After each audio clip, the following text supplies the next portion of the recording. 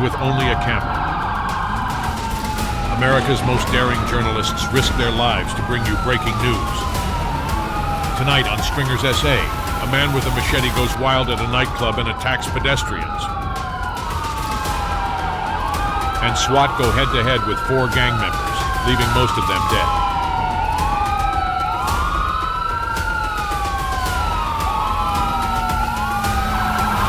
We're riding shotgun with Stringer's SA. So, why do they call me Stalker? It's pretty simple, really. I'm very annoying, at least to law enforcement agencies. They've got a number of tactics for trying to shake me off when I'm on the hunt for content.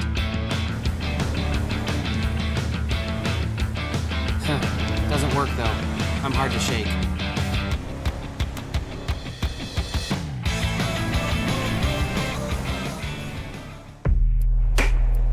Stalker arrives at Trauma Factory, and immediately the atmosphere seems off. This could be a good opportunity to find some content.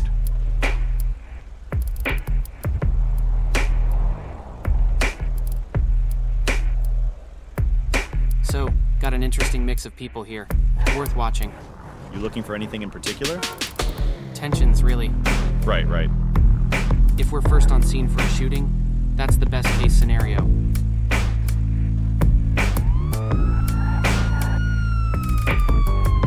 Police arrive on scene. Something has to be happening inside.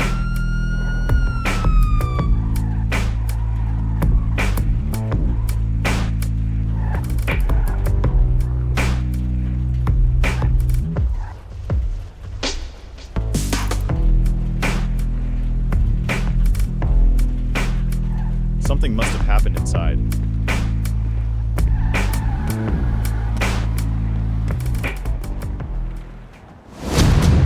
One man pulls a machete and all hell breaks loose. Another male pulls a hammer and tries to fight him off. It's pandemonium. Customers scatter around the street as the attacker starts hacking people to death. Stalker knows he can't miss this footage, but it's at great risk that he stands there to record it. One man is down, but the attacker keeps hacking at his throat.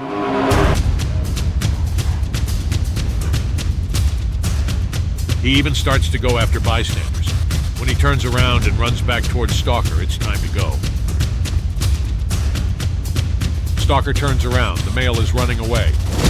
Left in his wake is one man, clearly beyond help, and another clinging to life. Normally he cannot get involved, but this time he has to.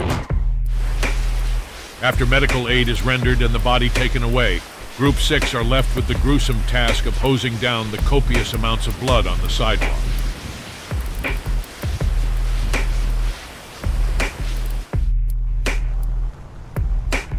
For a while, there's a lot of nothing going on. This isn't news.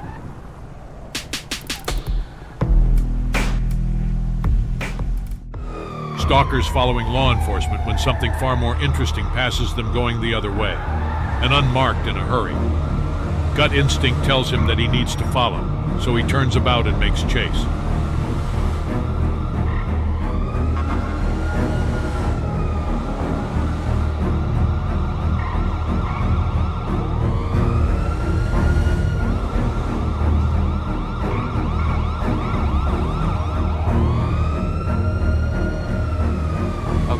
Safe to say we're headed into Davis.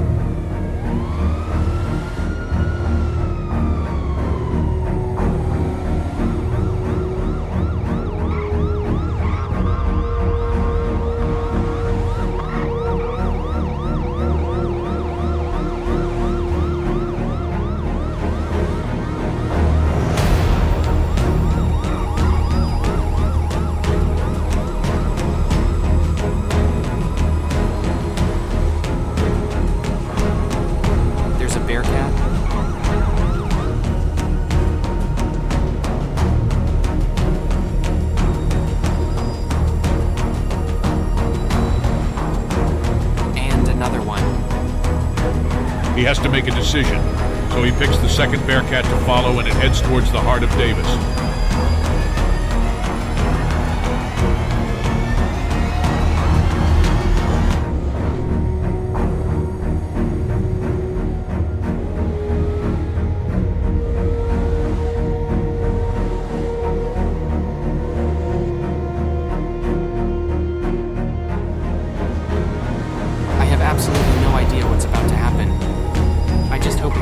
bitch.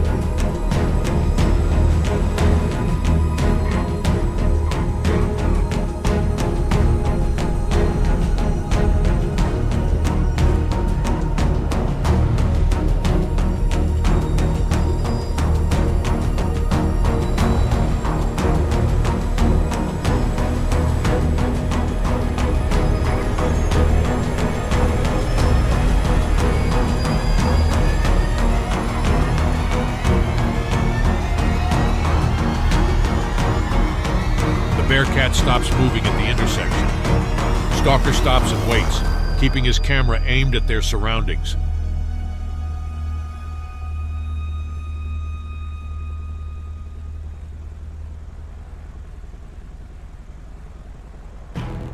Another car shows up and it stops immediately as it spots the Bearcat. And then, two Bearcats at the same time charge the vehicle and crush it, keeping it trapped in the middle. Holy shit. Oh, shit. They keep them in place, but as they do, one of the suspects makes a run for it, and it looks like he's armed. A third Bearcat makes chase after the escaping male. Stalker tries to get a better shot and to get out of the road, but it's an error of judgment. Gunfire tears across the street, and he misses the shot entirely. Fuck, that was close.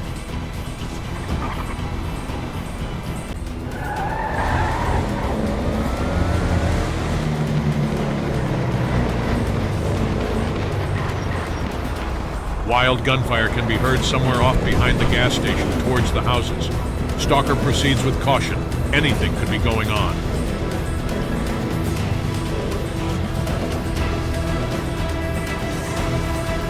It sounded like it was around the corner here to the right.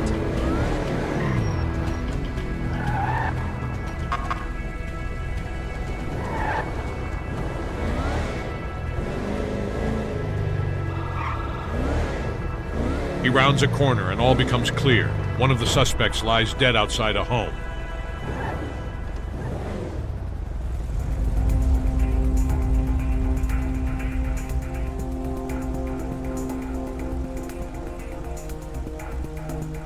Looks like they've gotten one of them.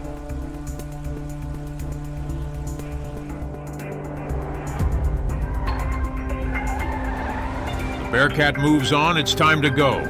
Stalker follows it to the next destination.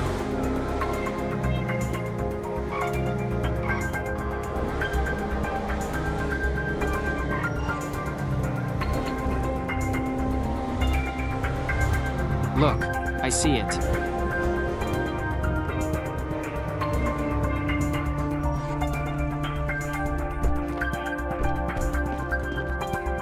He finds the next scene. It's hard to get a good angle from where he's parked, but there's blood on the sidewalk at their feet. Thames is in attendance, so there's a good chance that someone has been shot.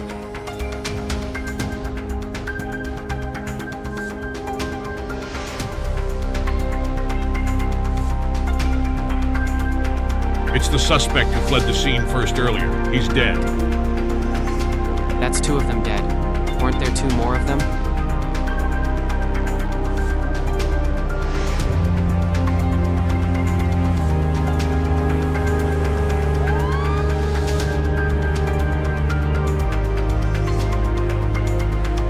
We've got more people arriving. What I'm wondering is if there's more still at large.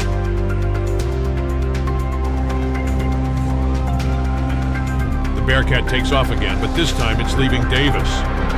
Stalker tries to keep up the best he can, but it's going at some speed. He has to be careful.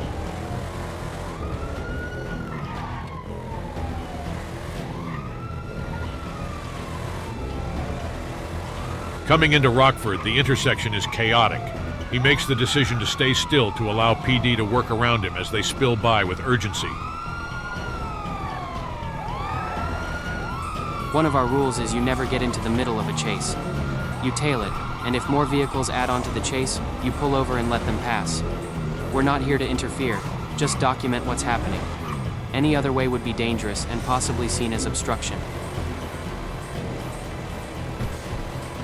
A voice comes over the radio. It's Stifler. She and her partner, Shrug, otherwise known as the Reeves team, have spotted the Bearcat out near Chiliad. Stalker opts to race the opposite way in case he catches the chase coming towards him. However, it seems the chase has stopped near the sawmill and Team Reeves are on scene. It's not ideal, but it's better than not knowing the conclusion. Stalker makes his way there quickly. Team Reeves beat me to it this time, but it's a happy coincidence that we ended up following the same incident. I'm just happy to know where it ended up.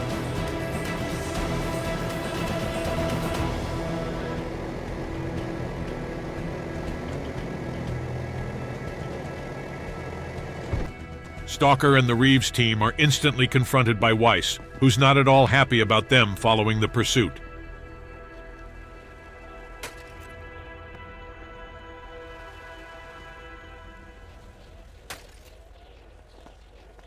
We get a lot of flack for following pursuits, but that's just what stringers do.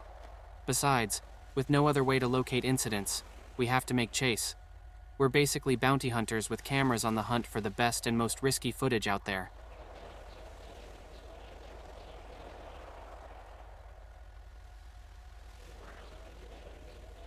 Stalker confirms that this is the same scene.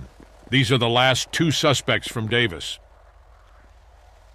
Lieutenant Weiss confirms the two suspects seen in Davis died after opening fire on PD Metro, but the ones that fled upstate were a totally different story.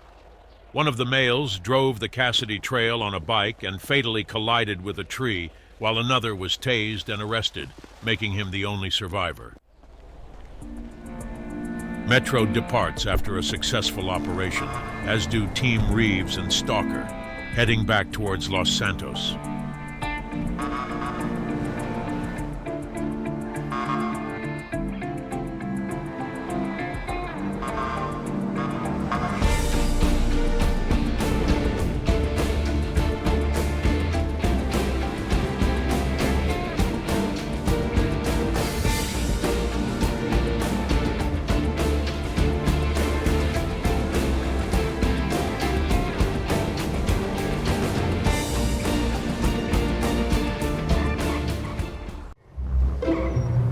Oh look, it's that fast food car.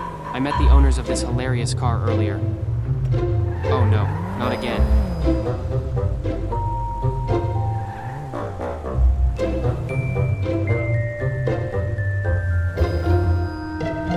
It's the guy from episode 3. He's just trying to get home, but the city streets have another idea. A familiar character makes an appearance. He's on the road again and very much in danger.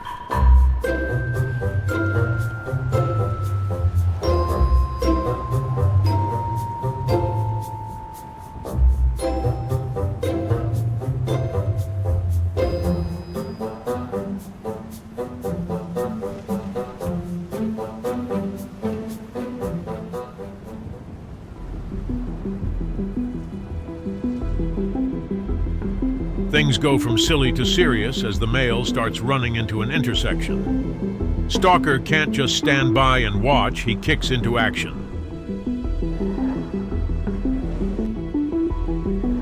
There's also the risk that getting too close will spook the individual into doing something even more dangerous, so he keeps his distance where he can. My heart's in my throat here. At any moment, someone could plow through this intersection and kill him.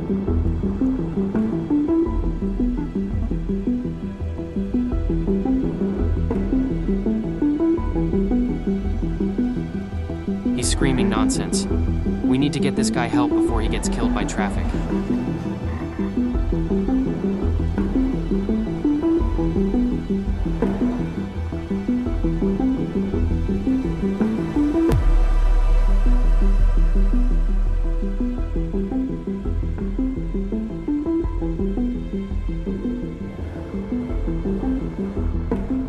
Stalker hangs back so his ride-along can make the call, keeping a close eye on the male in the meantime.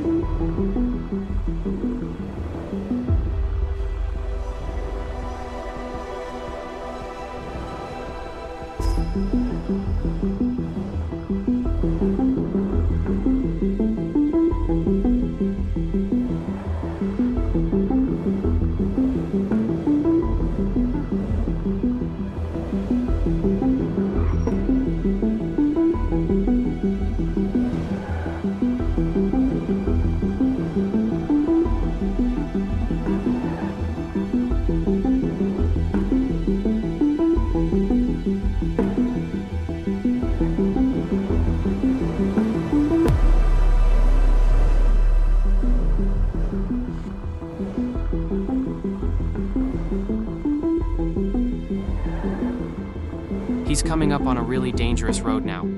I can't just watch this guy get flattened. I was there once, maybe not entirely like this, but I've been homeless and not quite right in the head.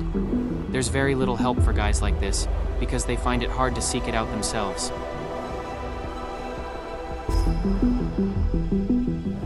He keeps moving to block the lane that the mail is in hopes that it slows down any traffic. They just have to bide their time until medical assistance arrives. Sadly, there's little he can do if he moves onto the other side of the road.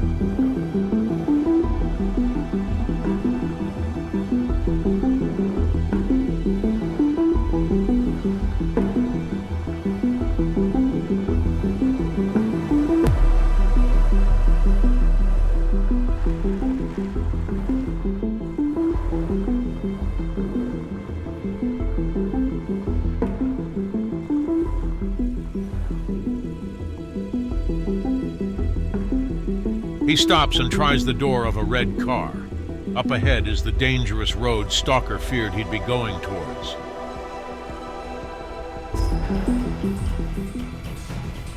Ah, shit. He runs for it. He's going out into the road. Stalker can't just watch. He has to do something as safely as he can for all parties.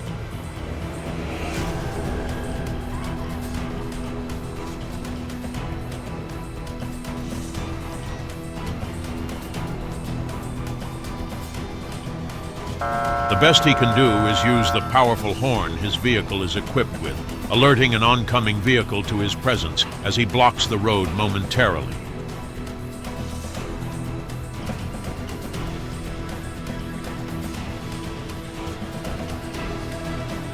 He pleads with the male to get out of the road, but he's not certain he'll see reason. By some miracle, the ambulance manages to locate them despite the constantly changing locations. He honks to alert them, and they quickly catch on to the severity of the situation.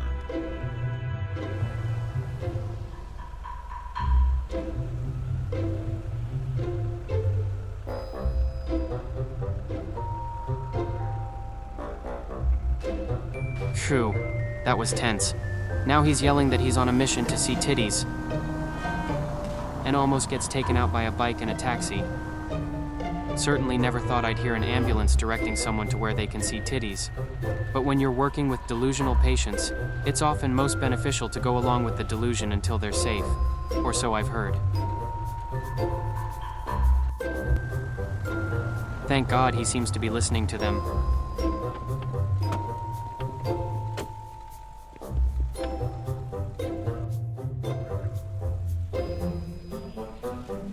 He pulls off his shirt and throws it at Gabriel, but it doesn't quite make it there.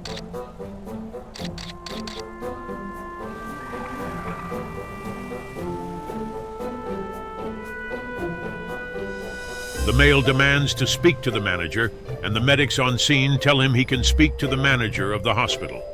It works, and they help him and his precious cart into the back of the ambulance. A relieving end to a long night.